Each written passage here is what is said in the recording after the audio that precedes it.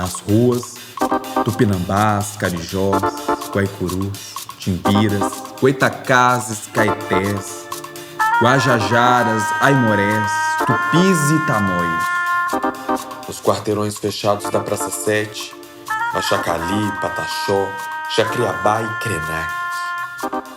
A capital planejada, com um contorno, a avenida, que inclui e exclui. Para além do território planejado, uma outra cidade soterrada pela comissão construtora aos poucos emerge. Como o Largo do Rosário dos Pretos. Pretos, pardos, negros, indígenas. Brasil, Bolívia, Venezuela, Peru, México, Equador, originários da terra. Quilombos, Manzo, Mangueiras, Luizes e outros tantos. Cidades de feiras, de sambas, com gados, reinados e terreiros. Cidade de gente que chega, que fica, que se despede. Cidade que já foi curral do rei. Curral de gente preta e liberta. Curral encruzilhado, ligação das minas com o sertão. Eu sou Vaninha, uma mulher preta, descendente de rainha, de um rei, mãe, e que está aqui no mundo pronta para trocar e para aprender. Que eu tenho de bem positivo, inclusive muito positivo na minha relação da cidade, na minha infância, é a história do pastel, sabe? Porque a cidade sempre foi o centro, né? O centro de Belo Horizonte era a cidade. Então, assim, a primeira coisa quando você me faz essa pergunta é a cidade. Hoje a gente vai na cidade, onde que é isso? Oba, hoje tem pastel. Era a saída de casa com a tia que criou a gente, que viveu com a gente a vida toda. E se você ia para a cidade, você ia comer o pastel. Mas aí também me vem a cidade, né? Que lugar que eu ocupo nessa cidade? Quem sou eu para essa cidade, né? Como que eu converso com essa cidade? Então, assim, eu tenho as diversas fases da minha vida me mostram uma relação muito diferente com a cidade. Bairro São Geraldo, né? A gente não tinha rede de esgoto, a gente não tinha estrutura nenhuma de saneamento básico, as ruas ainda era um loteamento onde não havia ruas. A gente sabia que em tal lugar ali seria uma rua, mas ainda não eram ruas. A minha casa mesmo era construída num terreno onde havia um vale, que alguém foi lá e escavou, que foi a conta de fazer a casa. E durante anos o meu pai retirou terra para que a gente tivesse um terreno plano que nem esse aqui. Até hoje ainda, né? Hoje ainda eu moro no mesmo lugar onde eu passei 54 anos da minha vida. E eu vi esse lugar se transformar com ruas que apareceram, né? Que a gente vivia, era viela, era esgoto a céu aberto, era chuva e o barranco levava a casa do vizinho, levava uma parede da casa da gente, levava uma casa da amiga da gente, e a gente no mutirão resolvia isso, ajudava quem estava ali próximo, né? Tem um episódio que é relacionado a essa questão do espaço, né? Estar num lugar e saber que quando a chuva chegasse, um barulhinho ia te contar o que ia acontecer daqui a meia hora. O que é isso? Eu sempre fiquei muito assustada com a chuva, porque a chuva me trazia o momento de ouvir o barranco escorrendo e logo depois saber que o barranco ia bater na parede da casa. E aí era na parede da minha casa ou na parede do vizinho. Mas a gente sabia que o barranco ia descer e talvez ele fosse jogar aquela casa no chão. O arruda era descoberto e não me lembro de detalhes. Eu tenho um episódio do Arrudas, que é marcante na minha vida, que foi uma enchente famosa, assim, de 70 e alguma coisa, que eu atravessei Praça da Estação com água no ombro, água nos ombros, atravessando Praça da Estação, passando ali por onde agora onde o rio é fechado, para sair na Sapucaí, que era o único acesso, porque eu trabalhava na Espírito Santo e a gente atravessa a cidade na água ali. E até hoje eu fico me perguntando que ousadia foi aquela, porque hoje eu não faria aquilo de jeito nenhum. Porque logo depois eu acredito que eles tenham fechado, tenham tampado o rio. O que eu acho de uma imensa loucura. Eu acho muito abuso, sabe? Você delimitar uma força da natureza que é um rio. Ah, esse é o coreto do Parque Municipal, não é?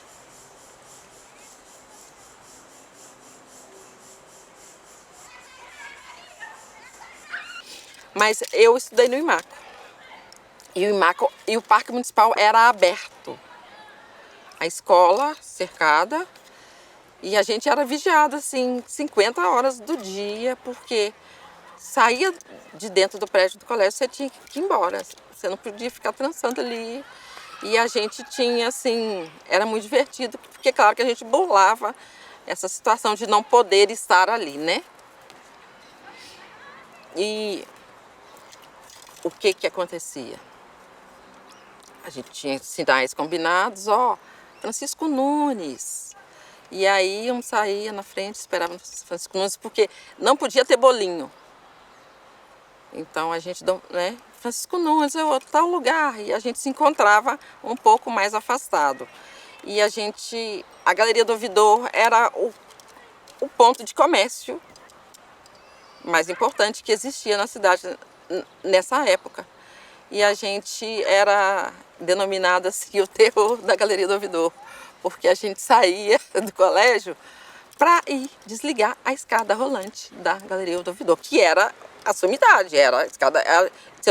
Se eu me lembre, era a primeira escada rolante que tinha nessa cidade. Ou no Alton tinha, mas a gente não acessava. Mas o chique era o bom era ir para a escada, para a Galeria do Ouvidor, desligar a escada rolante. Como que eu, enquanto adolescente, me via e me percebia nessa cidade, né? E aí agora tem um relato que é muito interessante e feliz para mim. Não me lembro ano, mas existia na cidade, no meu bairro, um samba. Todo domingo, às 10 horas, tinha um tal do samba do Ferro Velho. E nós fundamos, nós criamos nesse espaço um berçário, uma creche. Por quê? Uma das minhas amigas tinha uma filha, tinha um bebê, e a gente só poderia ir juntas para o samba se tivesse um lugar para esse bebê ficar. E aí a gente conseguiu criar um berçário dentro da casa da dona onde era esse bar. Então, assim, na história da Zona Leste, eu e minhas amigas interferimos, né, na história do bairro e criamos o primeiro berçário o primeiro berçário num pagode da cidade. Hoje em dia, eu acho que foi o único, porque eu nunca ouvi falar que outra pessoa tenha criado um berçário em qualquer outro pagode. Então, no samba do Ferro Velho, nós criamos um berçário, porque a Camila tinha que ficar guardada enquanto a gente estava lá no samba, sabe? Então, assim, essa foi uma interferência que eu tenho certeza que positiva que a gente criou na Zona Leste. E a cidade de Sabará era um dos lugares, Sabará e Raposos. É uma outra história muito interessante, que era o nosso lazer. As cachoeiras de Raposos era o lugar. A gente saía para o baile. Do baile a gente pegava o trem e ia nadar em Raposos. Então a gente saía para o baile à noite, passava a noite no baile e de lá a gente ia para Raposos nadar, já direto do baile. E a gente ia para Sabará, para Cachoeira em Sabará, e a gente ia para... Então, aquela região era o lazer que a gente tinha enquanto juventude também. É uma cidade que trouxe para mim a descoberta do carnaval, porque era um lugar onde a gente frequentava alguns eventos mais por ousadia, porque os clubes de Sabará sempre foram fechados. Os clubes para o carnaval de Sabará eram clubes privados e era o povo branco que frequentava os espaços, esses espaços de carnaval. E a gente ia para causar no carnaval de Sabará.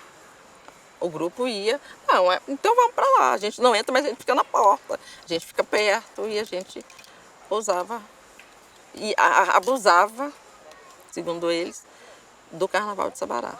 O meu pai era um homem de carnaval, meu pai era diretor de bateria de escola de samba, Cidade Jardim. E a música sempre foi, a festa sempre foi presença na minha casa, sabe? Presença constante. E festa, sim, tem 2 é festa, tem 50 é festa. Ligou o rádio, é festa. Pôs um disco lá, um vinil, é festa. Então a festa sempre foi presença na minha casa. Meu pai ele tinha algum contato na cidade que apresentou para ele e através desse contato ele conseguiu um camarote num desfile de carnaval da cidade. E aí foi a família toda, né? A família preta toda lá para o camarote na Avenida Afonso Pena. E aí eu falava, gente, olha onde a gente está, né? De que outro lugar a gente está assistindo um carnaval do lado do camarote, um camarote na época do prefeito da cidade, lá era do prefeito. O camarote foi um momento de poder também, sabe? De falar, olha só, o povo preto está lá em cima assistindo, né? Nós estamos aqui assistindo o carnaval desse lugar que os outros pretos estavam lá, para onde eu fui depois, né? Fazendo o carnaval lá embaixo. E era um carnaval onde quem estava em pontos estratégicos até mesmo divisão daquilo lá era só o povo branco. Era só o povo branco que tinha acesso a um lugar que a gente, por benesse, sei lá de quem, conquistamos naquele dia o direito de estar ali naquele lugar. E para mim foi evolucionário, porque eu falei, olha, estou aqui, né? Numa época muito importante da minha vida, eu conheci o Angola Janga. Eu fiz 50 anos e eu estava querendo mudar um tanto de coisas na minha vida. Eu precisava fazer umas coisas diferentes. E eu resolvi sair para dar uma volta e fui parar no Santa Teresa. Era um momento de pré-carnaval. E aí eu estava sentada lá e comecei a ouvir o som. Falei, gente, que coisa maravilha. E um som que mexe com a corrente sanguínea da gente, né? É lá dentro que vibra a coisa. Falei, o que está chegando? E de repente me aparece aquela coisa, né? Aquelas mulheres lindas com pano, com cabaça, com coisas que eu vim saber depois o que era. E olha só, eu tinha 50 anos. E levantei e falei, gente, mas eu quero isso para mim. Jonathan estava lá. Eu quero isso para mim. E eu fui atrás. E foi um momento onde eu falo para todo mundo que a melhor coisa, a melhor época da vida é quando você faz 50 anos. Porque você tem certeza absoluta que você só vai fazer o que você quer. Mentira, viu? Mentira, que vai ter muita gente ainda tentando fazer as coisas que eles querem. Mas foi a minha revolução, foi a mudança da minha vida conhecer o Angola Janga. Primeiro, por todas as histórias que eu vivo lá dentro, que eu vivi lá dentro e que eu vivo no Angola Janga e pelas pessoas que eu conheci. Mas eu construí AB. Eu aprendi a fazer. O AB e o chiquerê é o mesmo instrumento. Então, assim, e aí quando eu aprendo a construir o AB, é um outro momento legal, porque não foi só estar lá, eu aprendi alguma coisa, eu passei por algum processo onde eu tive que aprender, para além de tocar, construir.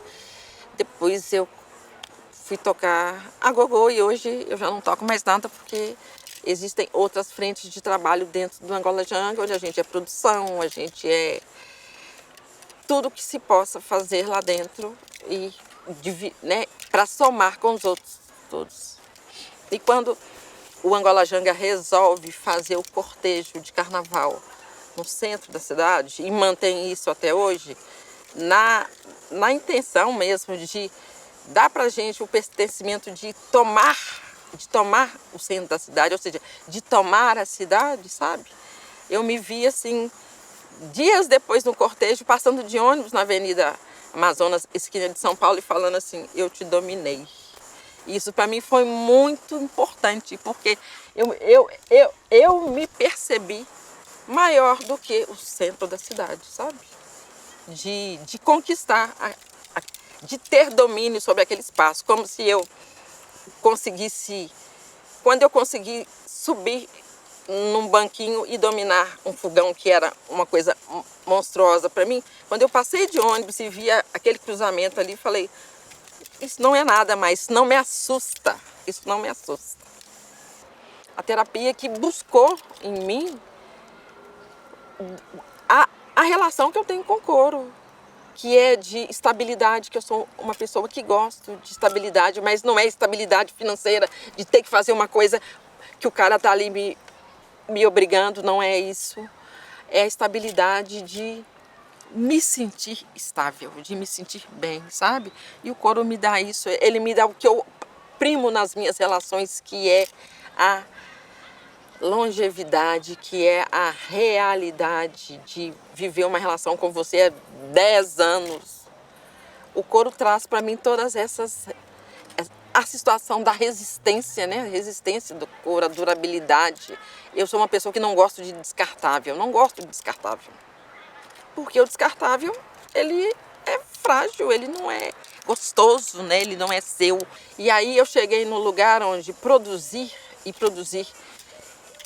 considerando tudo que você é, tudo que você conhece, te dá uma vastidão de plenos poderes, sabe? É como se você abraçasse aquele espaço quando você tem você transmutada numa peça. Tô falando das bolsas da do Carmo, né? Das bolsas da do Carmo, das bolsinhas da do Carmo, dos detalhes e do cuidado que a do Carmo acredita que não usar plástico pode ser importante para a vida da cidade, para a vida do planeta, né? E é um lindo sonho que eu consegui realizar quando eu consigo trabalhar e criar as minhas peças e ser mercante das minhas peças, sabe? E levar a minha história através dessas peças aqui. Por que do Carmo? Porque do Carmo. O do Carmo vem o do Carmo é o sobrenome da minha mãe, das mulheres, né? Da família da minha mãe. E a minha mãe, os meus pais. Meu pai era um artesão, era um homem que transformava aço em fechadura para carro, lata em fechadura para carro. A minha mãe transformava retalhos de tecido em vestidos para a gente usar no Natal.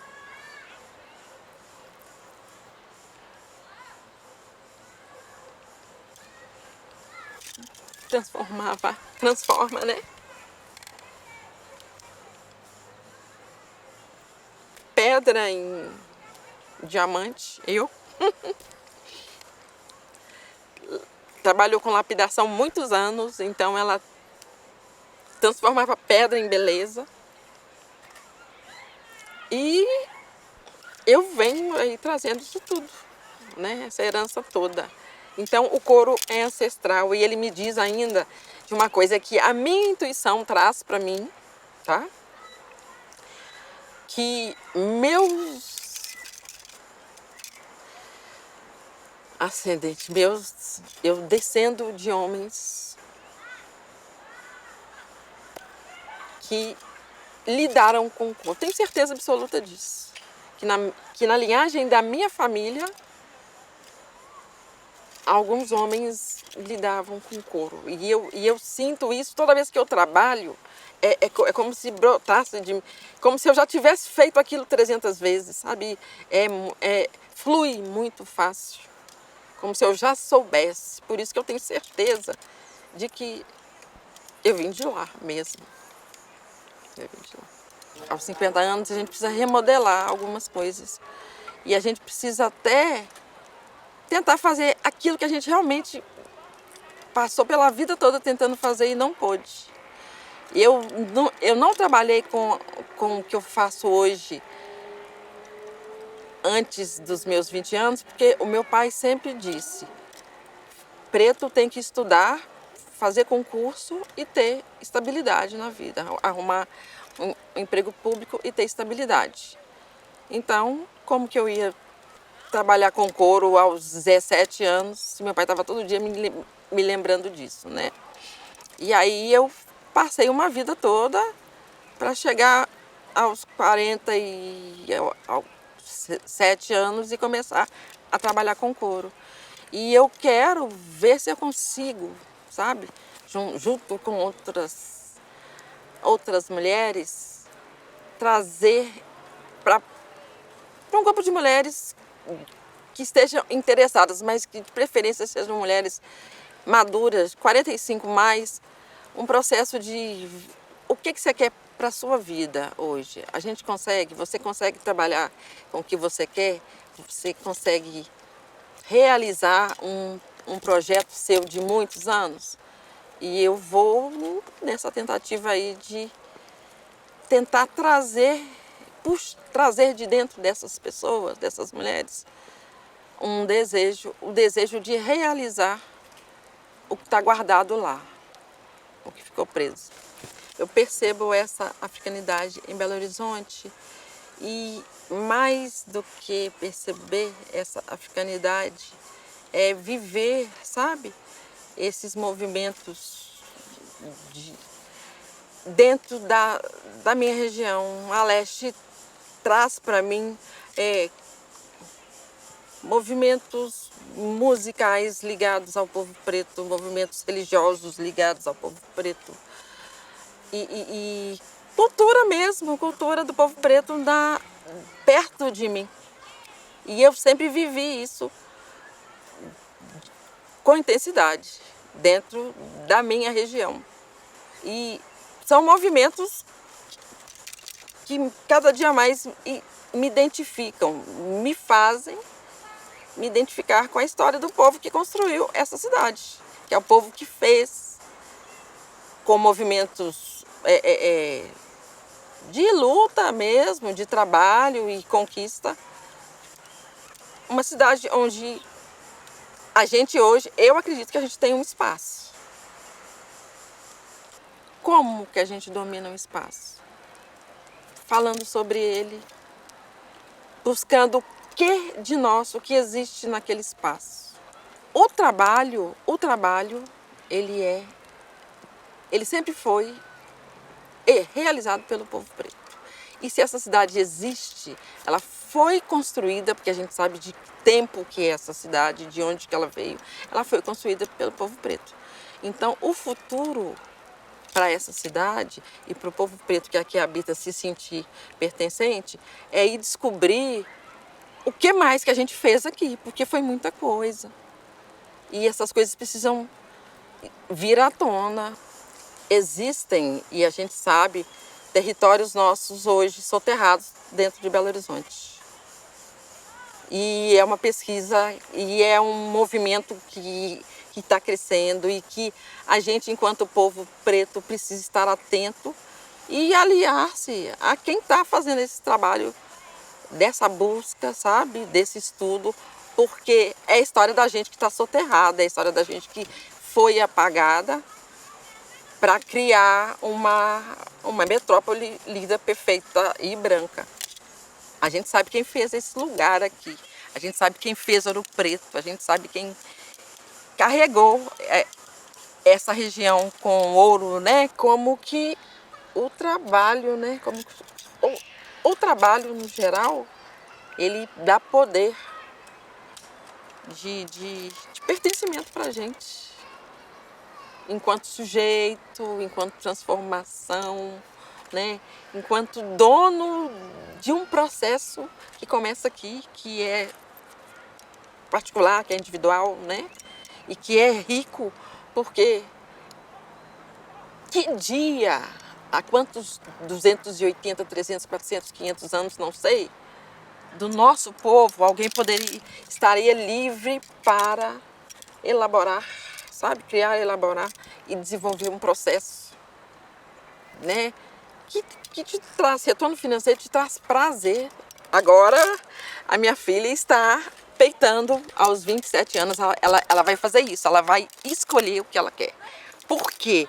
Porque eu tive que fazer um concurso, 2 concursos, porque meu pai falou, não, você vai trabalhar, você vai ter estabilidade. E hoje eu falo com ela, vá lá, saia do seu emprego e vai meter a cara no mundo, sabe? Por quê? A gente tem que ser feliz, cara. A gente tem que viver do que se parece com a gente, com quem a gente se parece, falar do que a gente acredita. Eu fico encantada e como vocês são, sabe? Porque dá tesão de ouvir vocês falarem das coisas que vocês gostam de fazer. Porque é verdade. Então, não ser mão de obra é muito bom. Não ser mão de obra de ninguém. Você é seu, você é maluco, você viaja nas suas ideias. Isso é muito importante, isso é viver, né? Isso é viver.